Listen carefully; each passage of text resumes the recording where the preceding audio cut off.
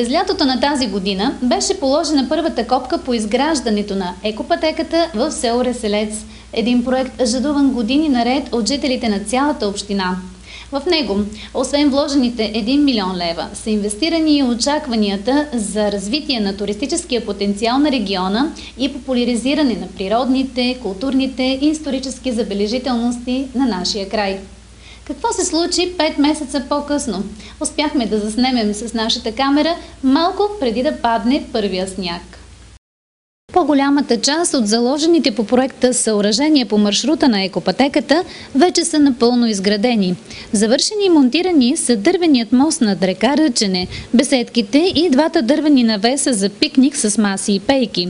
В работилницата се правиха конструкциите за указателните табели.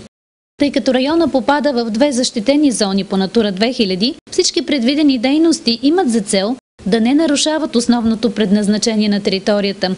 Във връзка с това са разработени нови, изцяло природосъобразни архитектурни елементи, които са изработени от естествени материали – камък и дърво. Подробности за спецификата на работата научихме от дърводелеца Иван Цанов, който е един от 18-те местни жители, наети за работата по обекта. Работата по екопътеката е предимно дърводелска. Това, което гледаме, се казва навес. В този навес има монтирани 3 самостоятелни маси с пейки. От какво дърво е изградено? Е изградена от иглолистен материал, така наречения повсеместно чамов материал. Това е най-мекия материал, който най-лесно се обработва. 12 на 12 са колоните. Казах, че когато се рендосва суров материал, трудно се рендосва, не може да се шлайфа хубаво, но изискването по проекта е такова.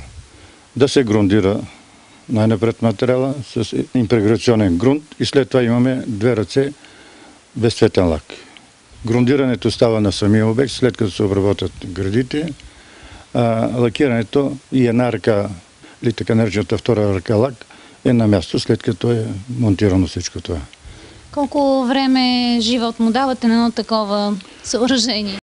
При добро стъпване, сване и желание да го има хората по дълго време, може десетки години да изкара. Нищо не му пречи.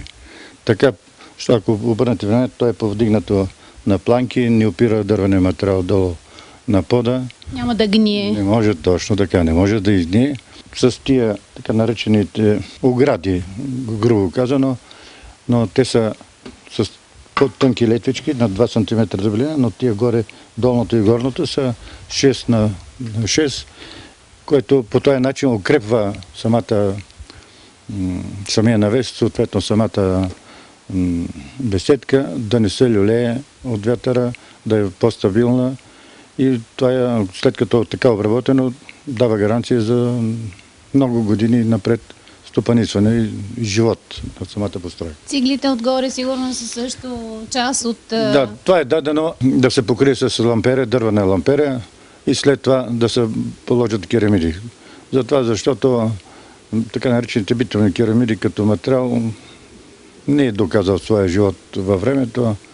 Да, на места по 10 години, по 15, докато керамидата може и 100 години да изкара. Това ни направи на нас впечатление, че за разлика от други екопътеки и беседки, които са покрити с този по-бутафорния материал, тук е използвана керамика. Класическия, да. Това е класически начин на покриване.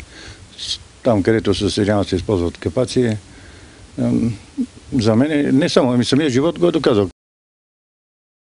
Особено трудоемка се оказала работата по изграждане на беседката и усиления парапет на върха на скалното възвишение Калето, тъй като инертният материал и всички останали строителни елементи се наложило да се изнасят на ръка по стръмнината. Но днес дотам подстъпът е улеснен посредством изградените 250 дървени стъпала и сипицата между тях, маркирали екомаршрута до възвишението. В момента там се копаеха основите на фотосоларните панели за монтиране на Full HD панорамната камера и камера за виртуална разходка на атракциите Тектонски грабен Калето и скалните образования Реселешки кукли, където посредством предвидения интернет портал уникалната реселешка природа ще може да се наблюдава в реално време от целия свят. Започнало е изграждането на близо 1000-метровата пешеходна алея от началото на профилакториума до баража на река Ръчене. Вече е положена основата от несортирания трошен камък, изкопани са и отводнителните надлъжни напречни окопи на пътното платно.